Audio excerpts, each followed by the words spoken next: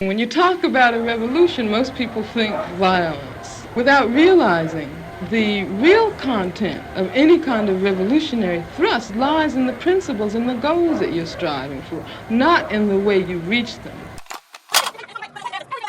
So when you think about this anger and this fucking rage, because there's a way to get answers, every single last one of you better be registered to vote. America is an experiment in white nationalism, and so every group, ethnic or racial group that comes to America becomes part of this fight for their space in whiteness. What that means is how close or how adjacent can I get to whiteness? I think for too long, so many people have lived in this idea that America is the land of the free and it's free for everybody. But it was created to keep specifically black people down, but black and brown people down, and to keep them oppressed and to keep the oppressors on top. So I think that it's important for us to understand that this division is purposive. It's not by accident. Voter suppression is real. I mean, history has told us that district lines have been redrawn periodically in order to keep certain people from voting or to keep certain people from having an effective vote. It's baked into the economy. It's baked into the American economy. There's capitalism, there's American capitalism. These are different things. It mandates an oppressive structure to exist. So voter oppression, voter suppression, voter whatever, it's on purpose, it's perpetrated, and it's effective. But voting is our lifeline into democracy. It's our lifeline into a voice, and it's our responsibility.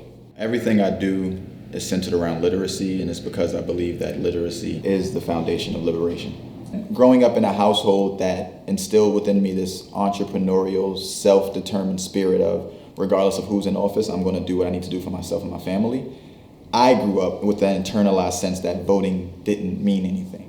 Even though I do not believe in that voting changes anything, I do commit myself to the act of voting. For so long, we've had people that were about resistance against, authority and structure, and saying like, hey, we're not being heard right now.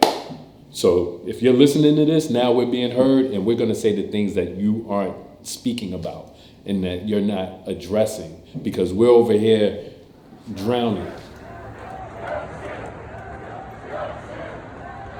Voting is a way to focus our energy.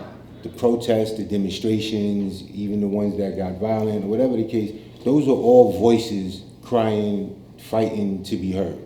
Those voices, to me, are unfocused, because once they stop speaking, no one will hear them anymore. Voting is a way to focus your voice. So even after you've spoken, what you've done will resonate in the future. It's a necessary power that we have, right? So many people had to fight for the right to vote. And, even in the 50s, there were black men being shot for being registered to vote or registering to vote.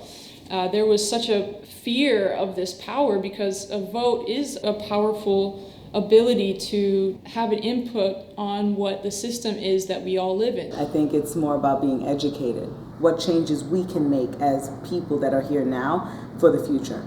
And whether you believe that your vote counts or not is part of another conversation.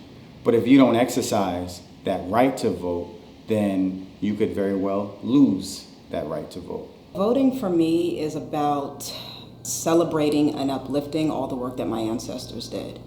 They fought for us to have the basic civic right to vote. That was through slavery, through the Reconstruction era, through Jim Crow, and now we are here today. If I could speak to my 18-year-old self about voting, I would say to her, be conscious, be aware, make your researches, and stay up to date. We have to vote and exercise our basic right to change things, and our vote adds to that. So it's, we vote for the first step, and then from there, we're going to hold people accountable. It's mandatory to vote.